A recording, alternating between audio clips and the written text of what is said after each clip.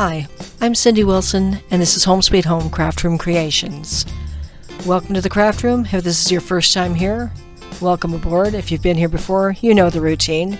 I'm going to make something, you're going to make something, we're all going to have a good time.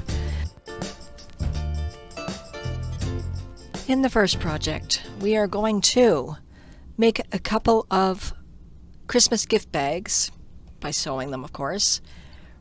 What you need is fabric of your choice. I found this kind of a canvas fabric at one of our local craft stores.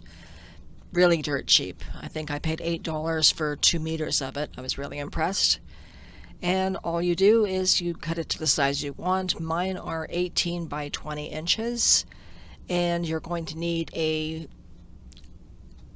seam allowance of 1/4 inch down the sides.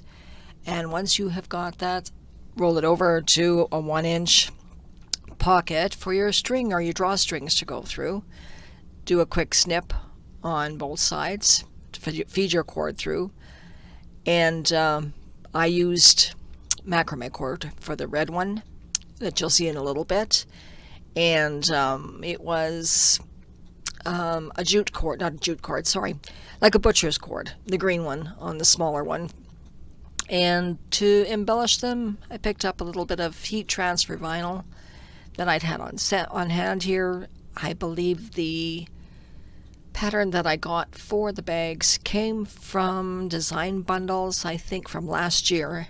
And I believe in Santa Paws was just something that I threw together in my Cricut, cut them out with the heat transfer vinyl, applied them at 310 degrees, I believe, for about 15 seconds a piece. Nice and easy stuff to work with.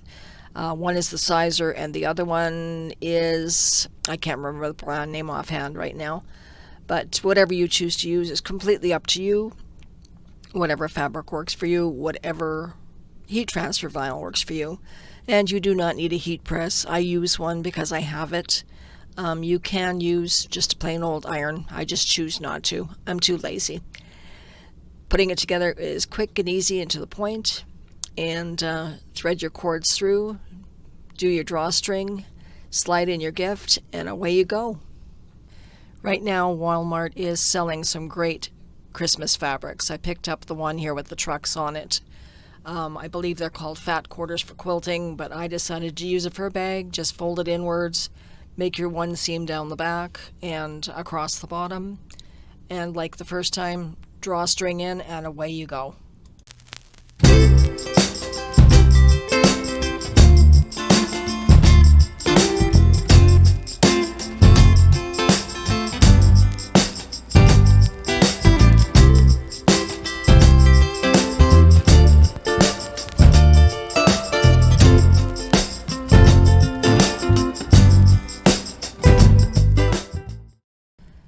The second project is with a huge abundance of ornaments that I've kind of amassed over the years.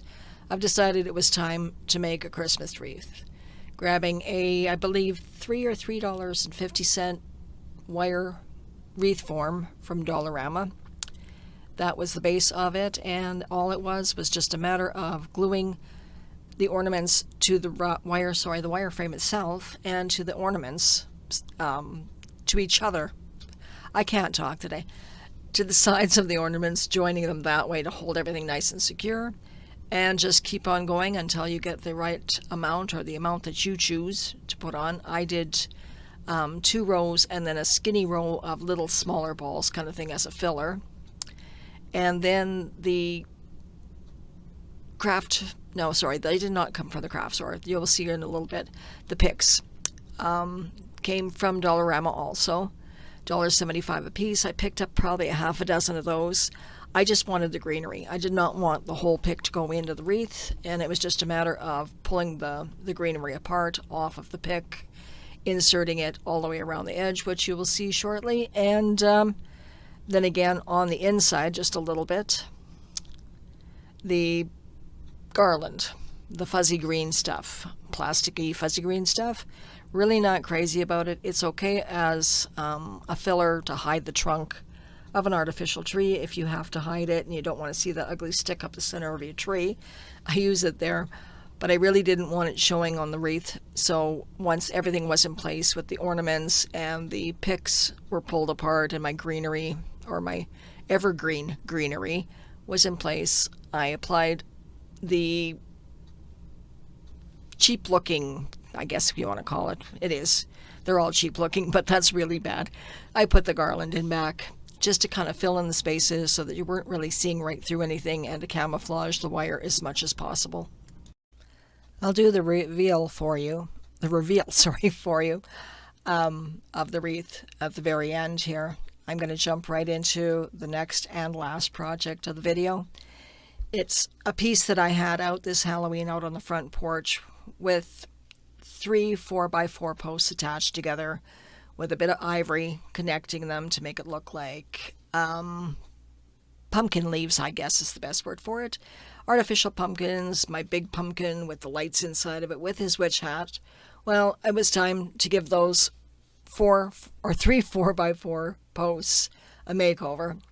So what I ended up doing was pulling them all apart, pulling the greenery apart, getting rid of the pumpkins, getting rid of the cord, replacing it with the macrame red cord, and kind of giving it a Christmas makeover, I guess you could say.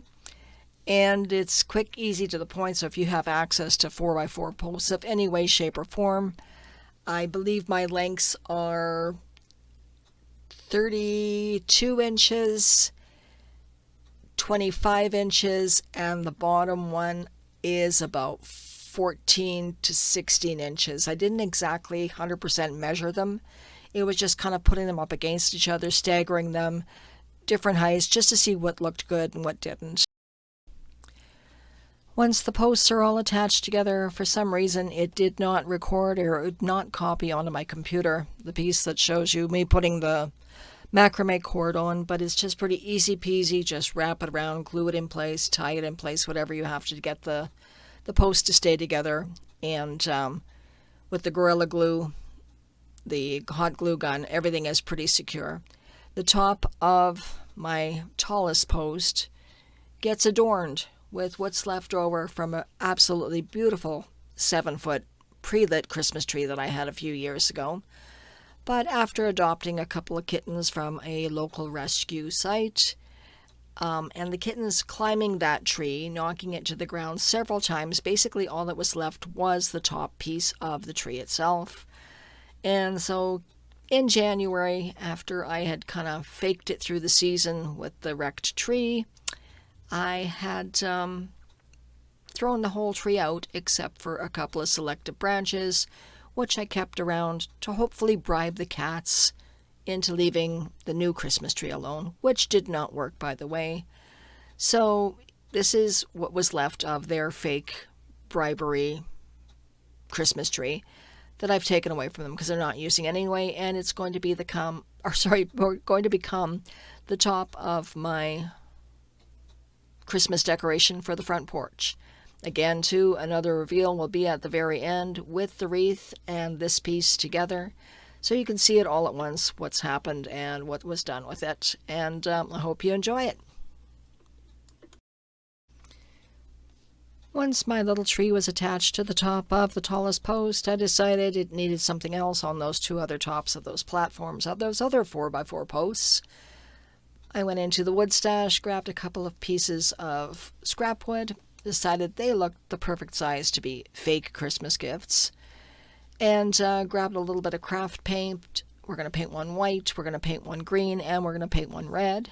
We're going to attach some ribbon to the top of them to make them look like gifts, and we are going to glue them to the tops of each of the posts. Once the paint had dried from the fake gifts needed ribbons. I grabbed the very thin, very curlable ribbon that I had in a stash with the red, gold, white, and green on it. Grabbed a piece of each, wrapped them around once all together, kind of giving it a blended color look. Make a little quick knot on the top. You could add extra ones, obviously. I'm going to do that. Add an additional 12-inch section underneath that original piece.